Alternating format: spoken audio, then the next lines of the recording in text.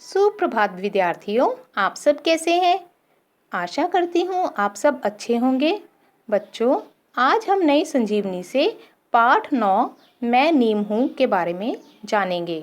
बच्चों, आप सबने नीम का पेड़ तो देखा ही होगा।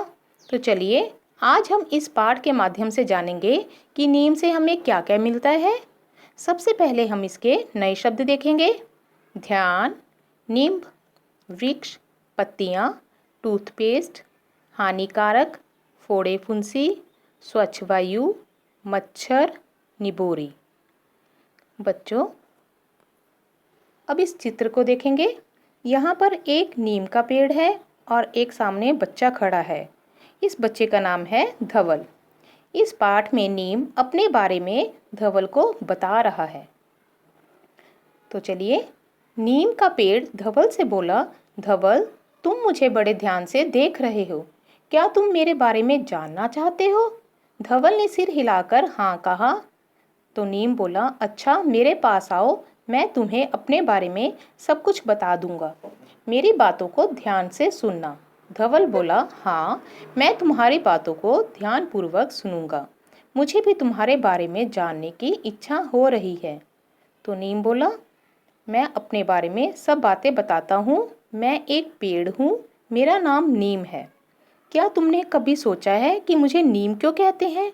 मेरा असली नाम नींब है। नीम का अर्थ है रोगों को भगाने वाला।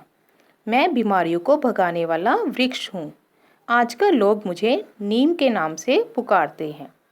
नीम धवल को कहता है, मेरी ओर देखो, मेरे ऊपर कितनी हरी हरी पत्तियाँ लगी हैं। इन घनी पत्तियों के कारण मेरे नीचे सदा छाया बनी रहती है। तुम भी अपने मित्रों के साथ मेरी छाया में विश्राम करने आते रहते हो। विश्राम का अर्थ होता है आराम करना। मैं थके मुसाफिरों को आराम देता हूँ। मैं तुम्हारे और भी कई काम आता हूँ।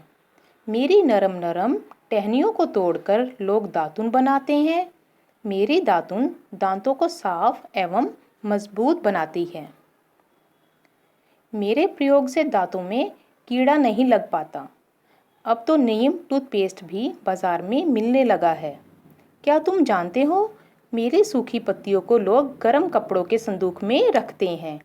गेहूं की टंकियों में भी मेरी पत्तियों को रखा जाता है।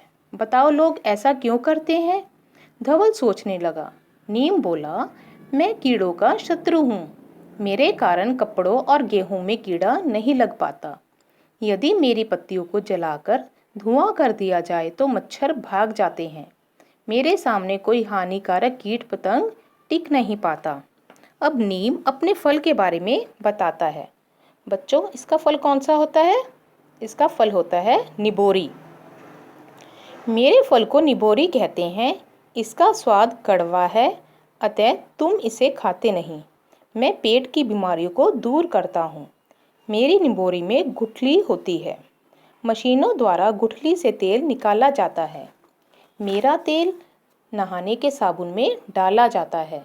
इसी से नीम का साबुन बनता है। बरसात के दिनों में मेरा साबुन भी तुम्हारे फोड़े फुंसियों को ठीक करता है। मेरा साबुन हाथ साफ करने के लिए भी अच्छा है। मैं एंटीबायोटिक का काम करता हूँ। मैं तुम्हें स्वच्छ वायु प्रदान करता हूँ ताकि तुम सांस ले सको।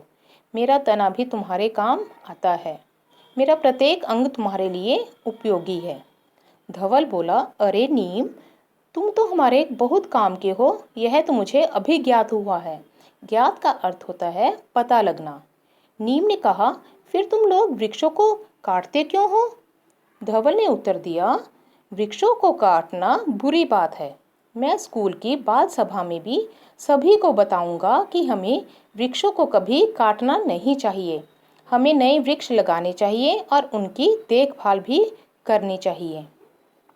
अब नीम ने सलाह दी कि तुम अपने विद्यालय में नीम का पेड़ लगाना ना भूलना। बच्चों, अब हमें इस पाठ से क्या पता चला है कि नीम से हमें क्या क्या मिलता है? नीम से हमें साबुन, तेल, टूथपेस्ट, दवाइयाँ आदि चीज़ें मिलती हैं। अब आप इस पाठ को अपनी पुस्तक में से ध्यानपूर्वक पढ़ेंगे और समझेंगे। अब इसके शब्दों के अर्थ देखेंगे। ध्यानपूर्वक इसका अर्थ होता है गौर से या ध्यान से। हानिकारक, हानिकारक का अर्थ होता है नुकसान पहुंचाने वाला। मुसाफिर, यात्री। एंटीबायोटिक, विषाणु विरोधी। प्रयोग, काम में लाना। अब आप इस पाठ के नए शब्द और शब्दार्थ अपनी कार्यपुस्तिका में करेंगे। धन्यवाद।